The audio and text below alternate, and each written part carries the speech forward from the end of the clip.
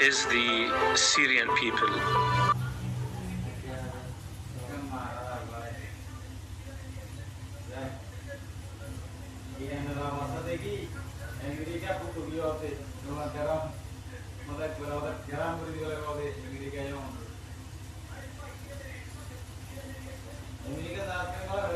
Destroyed village in the next two images, taken on the 9th of April 2018 and the 28th of 2019.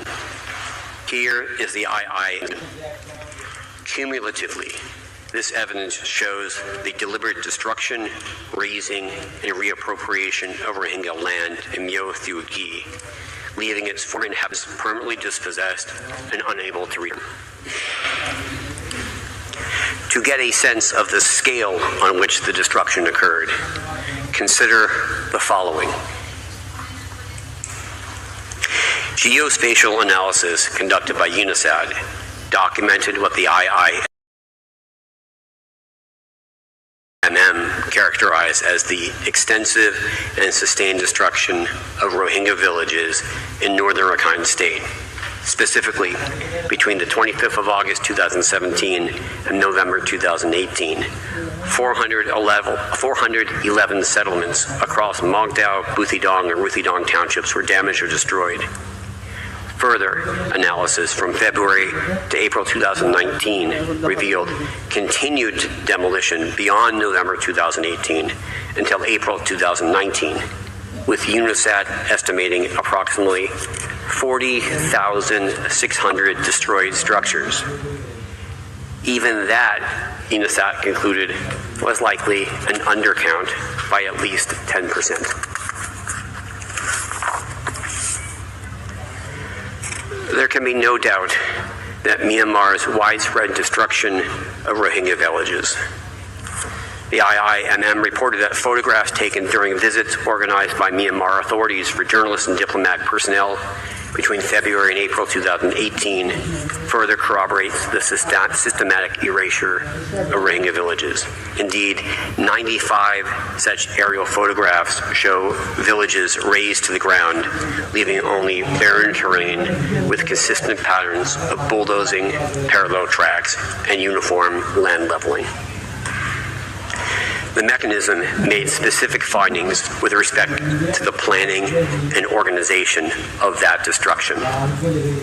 It concluded the scale and uniformity of this clearance indicated a coordinated and organized operation aimed not only at destruction, but also at obliterating visible evidence of Rohingya habitation. Indeed, the IIMM reported that the evidence it collected shows that Myanmar security forces and state-contracted companies even deliberately destroyed Rohingya cemeteries, mosques, and other communal landmarks. Mr. President, the carefully planned and organized nature of the clearance operations is further confirmed by the highly specific targeting of the Rohingya group. The fact-finding mission identified that in at least 22 locations analyzed, only specific Rohingya settlements were affected, while other non-Rohingya settlements within the same village tracts remain untouched. Likewise, where the mission established that the clearance operations were carried out in mixed ethnicity villages, satellite imagery showed that only the areas populated by the Rohingya were targeted. That conclusion, the mission reported, was corroborated by witness accounts provided to it. You can see an example on your screens. This is the village of Zaydipien in Rothidong Township. The destroyed Rohingya area is plainly visible. It contrasts sharply with intact surrounding ethnic Rakhine areas. Mr. President, such finely targeted destruction is further evidence that it was organized and planned.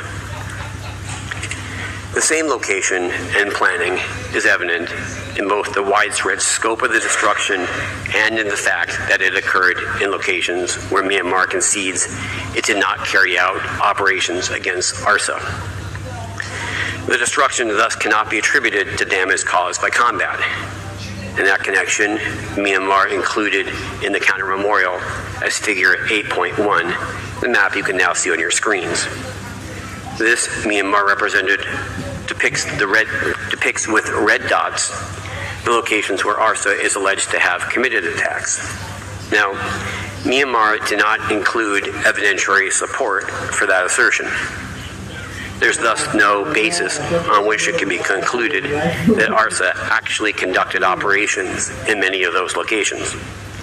But for present purposes, it suffices to note that these are the places where Myanmar contends there were ARSA operations. And it's fair to say Myanmar had every incentive to maximize the number of such locations. Myanmar also represented that the locations of Rohingya villages where it did not carry out counterterrorism operations are depicted with green dots. You can now see on your screens a map prepared by UNISAT, which the Gambia included as figure 1.3 in the memorial. This shows the locations of destroyed Rohingya villages based on UNISAT's analysis of satellite imagery. The red dots depict villages that UNISAT determined were more than 90% destroyed. Orange dots identify villages that were more than 50% destroyed. Villages less than 50% destroyed are shown in yellow.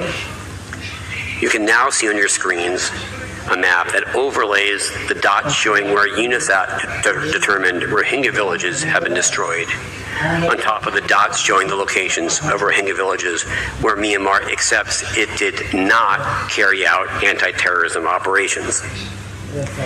As you can see, a very significant number of such villages, that is, Rohingya villages where operations against ARSA are not even alleged to have been carried out, were nonetheless destroyed during the clearance operations. Here are the numbers. Out of 329 Rohingya villages that Myanmar identifies as places where it carried out, in its own words, no counterterrorism operations, UNISAT determined that no fewer than 122 were completely or mostly destroyed, with another 66 partially destroyed. In short, UNISAT's analysis determined that at least 188 Rohingya villages suffered the fate I have described, where Myanmar does not even try to claim it was acting against ARSA. In other words, Myanmar's widespread destruction of Rohingya villages cannot be attributed to any alleged armed conflict with ARSA. It destroyed these villages regardless of whether there's any alleged ARSA presence. The destruction had nothing to do with ARSA. It was aimed at all of them, all of the Rohingya people. This is compelling evidence that the destruction was planned and organized, and that the intent behind it was genocidal. Mr. President, this concludes my presentation. Thank you for your kind attention. I ask that you invite Ms. Pashminoshta to the podium. I thank Mr. Lowenstein for his statement. I now invite Ms. Pashminoshta to address the court. You have the floor, madam.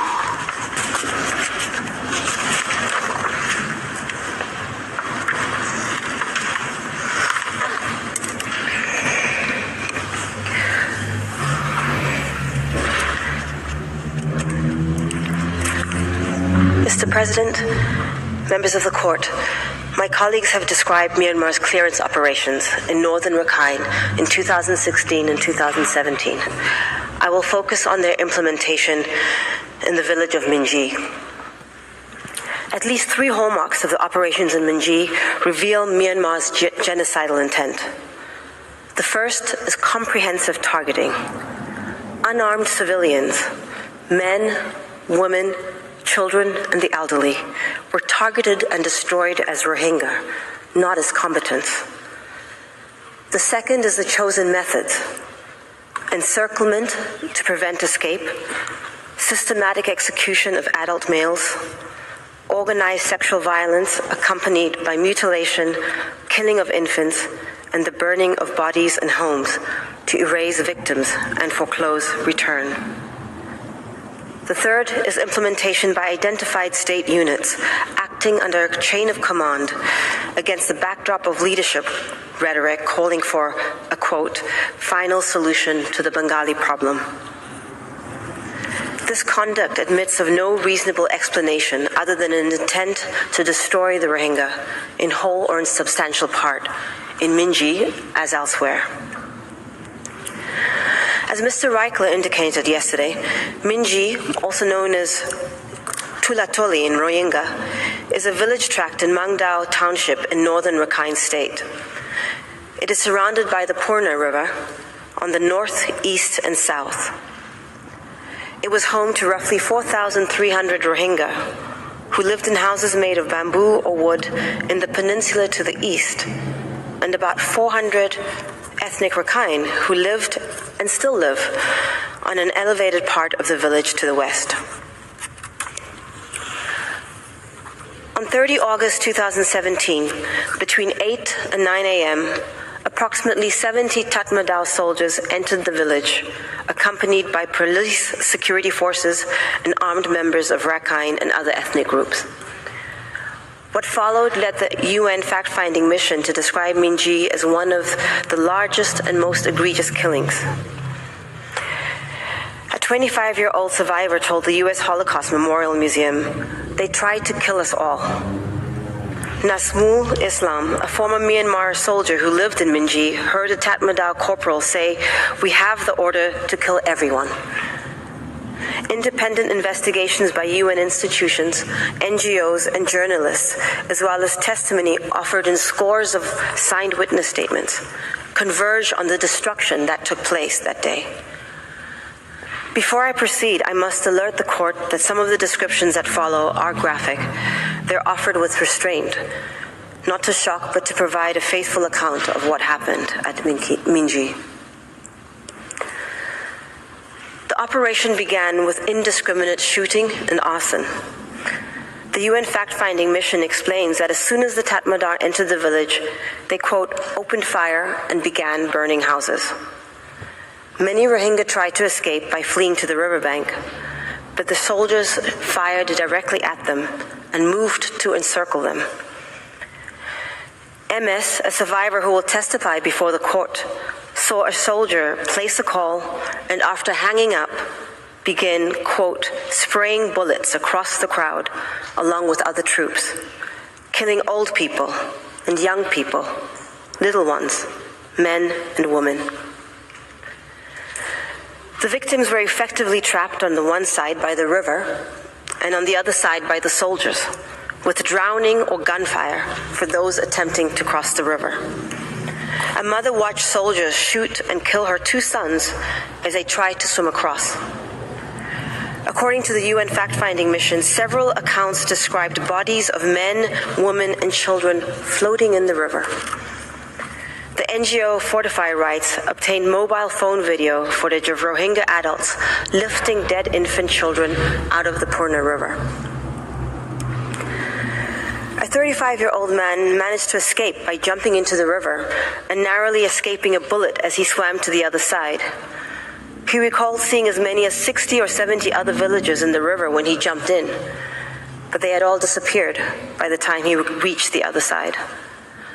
From the cover of a tree, he saw his mother running on the beach and then get shot by the military and fall to the ground.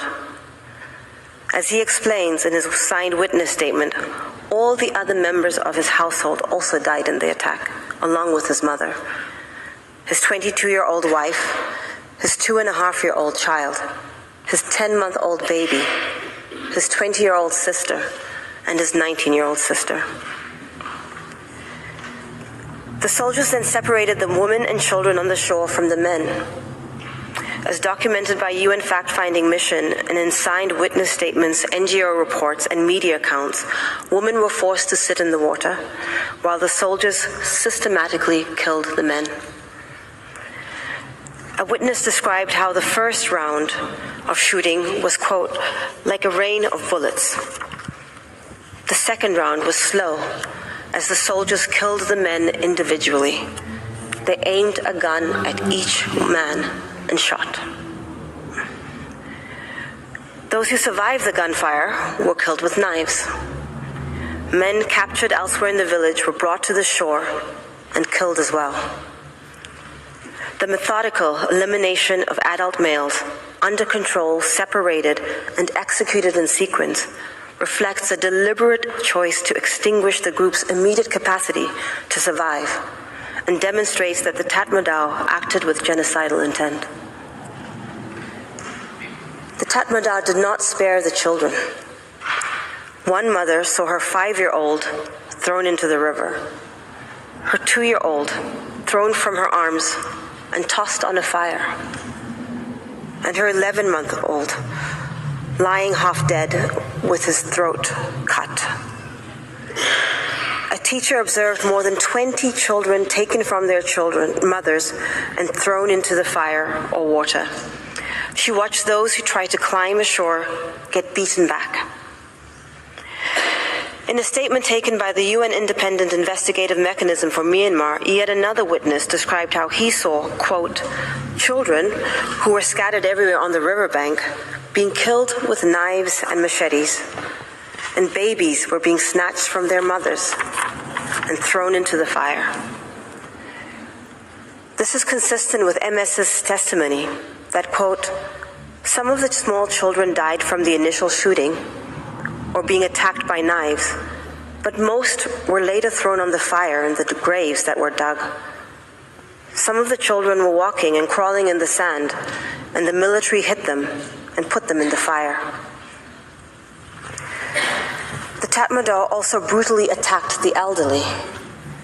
As one witness explained in a signed statement, quote, they started killing old people. They cut and slaughtered them. Another survivor found the decapitated corpse of his 75-year-old grandmother in the ruins of his house. Still another survivor witnessed his grandmother get cut with a knife on the head, fall down, and then be struck on the body. Mr. President, the deliberate killing of infants and young children alongside the elderly shows that civilians were targeted as Rohingya across age and sex.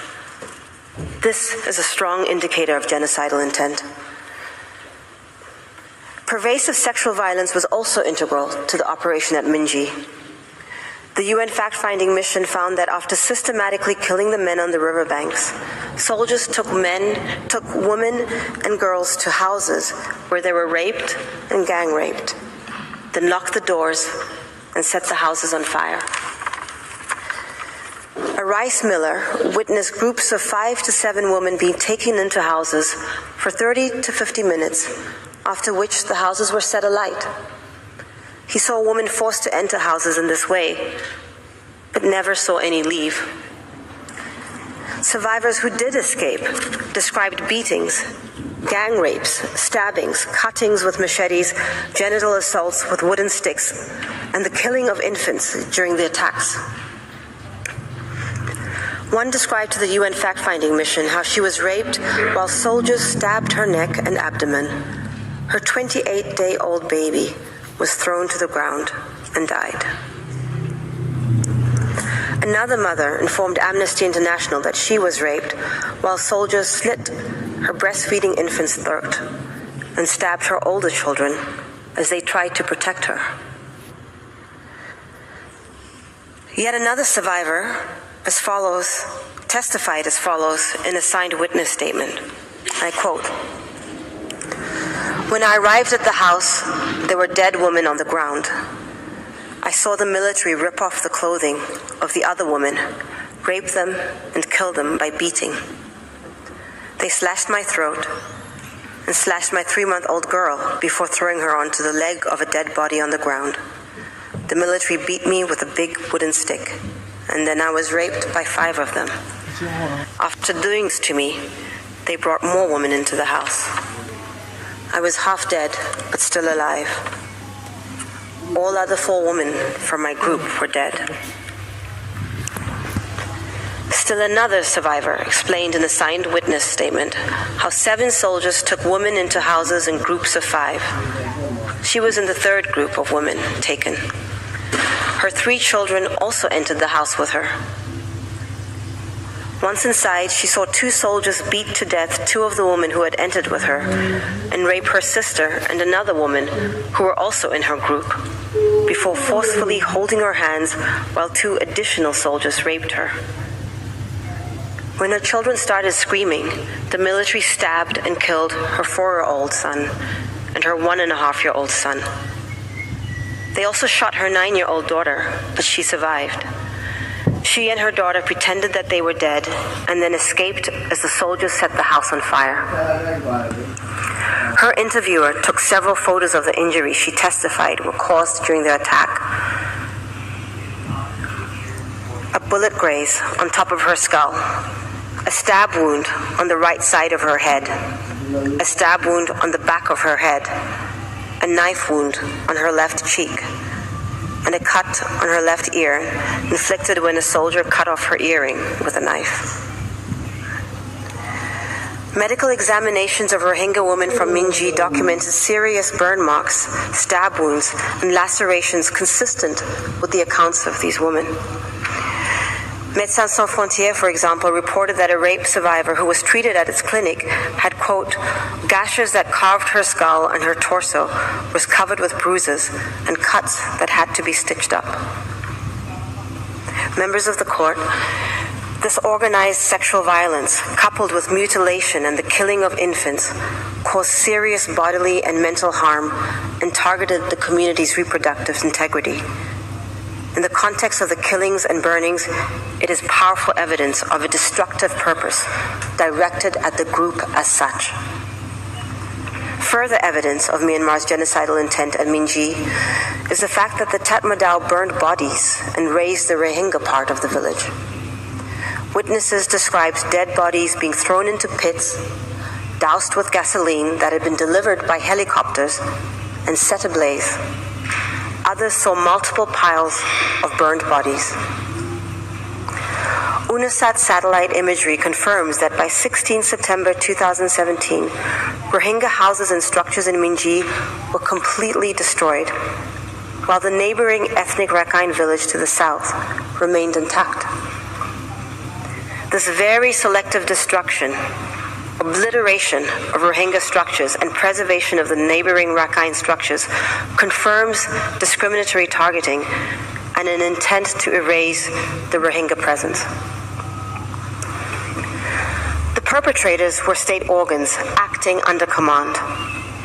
Witnesses interviewed by the UN fact-finding mission, the UN Independent Investigative Mechanism for Myanmar, and NGOs consistently identified Tatmadaw soldiers as the principal perpetrators, supported in some cases by ethnic Rakhine and members of other ethnic minorities.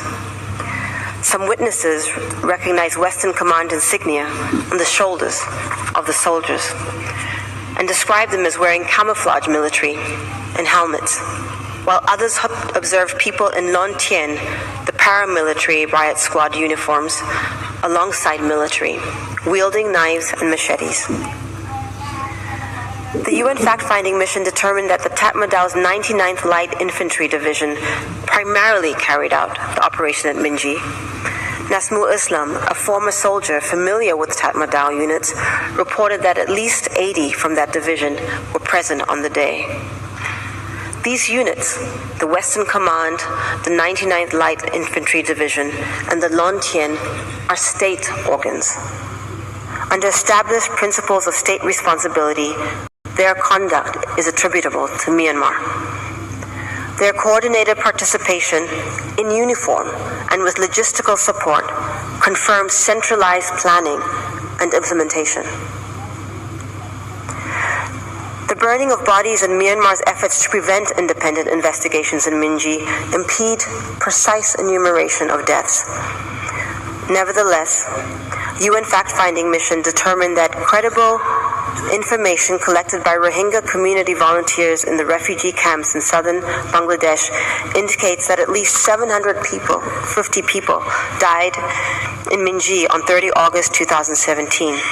including at least 400 who had been residents of Minji. On that estimate, a minimum of 10% of the Rohingya population in Minji was killed in a single day, in addition to the vast majority of Rohingya from other villages who had come to Minji to escape. Many families were virtually or entirely wiped out. On the screen is a photo of the family of one witness, a 33-year-old former farmer taken before the massacre. Other than him, everyone else in his household was killed on 30 August 2017. His 22-year-old wife, his 4 boys between 1 and 9, his mother-in-law, and his father-in-law. The scale, nature, and method of violence at Minji reflect the deliberate execution of a centrally directed campaign against the Rohingya. Taken together, these acts fall squarely within Article 2 of the Genocide Convention, including killing members of the group, causing serious bodily or mental harm, and deliberately inflicting conditions of life calculated to bring about physical destruction. Mr. President, members of the court, Myanmar seeks to avoid this natural conclusion by characterizing Minji as a counterterrorism incident in which Myanmar's military supposedly responded responsibly to, quote, multiple attacks in the village from about 700 ARSA attacks, armed with swords, spears, sticks, and guns. Relying on only 2 of its own Ministry of Defense documents and the statements of 2 military officers, Myanmar claims that its soldiers fired only, quote, warning shots and exercised proportional and incremental force as security measures allegedly intended to, quote, not attack Bengalis, but just to protect and rescue the Rakhine ethnic people against the ARSA terrorists. This account finds no support in the extensive independent evidence. On Myanmar's telling, somehow all the UN institutions, credible NGOs, and reputable journalists who documented the horrific events of 30 August 2017 at Minji missed that 700 ARSA terrorists were repeatedly attacking the Tatmadaw, an ethnic Rakhine there that day. To the contrary, the evidence makes clear that alleged ARSA threat at Minji was at most marginal. The UN fact-finding mission didn't record any armed engagement with ARSA there on 30 August 2017 and identified only 2 ARSA attacks in other villages in the vicinity several days before. Instead, the UN mission, like numerous other independent investigators, identifies state forces as the primary actors in Minji. Contrary to Myanmar's claims, the UN mission also affirms that it found no indication that ARSA burned Rohingya villages or used landmines. Nor does the record support Myanmar's assertion that its conduct at Minji was limited to warning shots into the air and single shots aimed below the knee at supposed terrorist leaders. Instead, the evidence shows soldiers encircling hundreds of Rohingya on the riverbank and shooting those trying to escape. It shows the soldiers systematically killing men by shooting and stabbing to death those who survived the gunfire. It shows the deliberate killing of children, including infants, by taking them from their mothers and throwing them into the river or into fires. It shows soldiers taking women and girls to houses to be raped, stabbed, and killed. It shows methodical burning of Rohingya homes and those inside, dead or alive. Myanmar's response to what occurred in those houses to which the girls and women were taken is equally implausible. When asked, was there any incident involving detaining, interrogation, shaming, and inappropriate treatment and raping of Bengali women? Platoon Commander Captain Swear simply testifies, I quote, none whatsoever. Myanmar's argument is refuted by multiple and mutually reinforcing independent sources. The UN fact-finding mission found, based on numerous witness interviews, that soldiers in Minji raped and gang-raped women and girls in houses and then locked the doors and set them alight. Human Rights Watch and Amnesty International recorded survivors describing the same pattern. Médecins Sans Frontières documented injuries consistent with those rapes and burning, and sworn statement taken by Legal Action Worldwide from Minji residents confirmed the organized seizure, rape, and burning of women.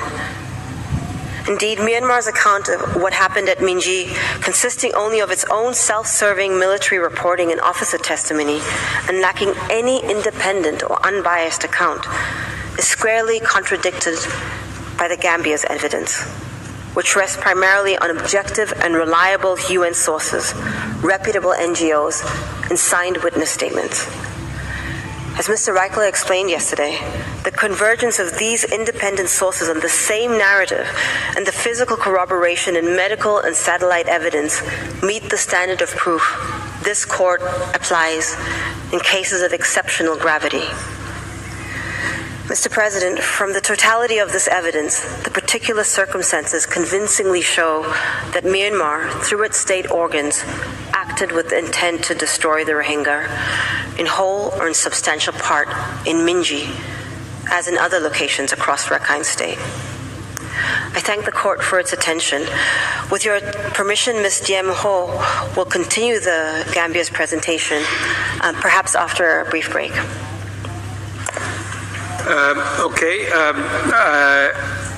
Yes, indeed. Before I give the floor to Ms. Diem Von Ho, the court will take a break of 50 minutes.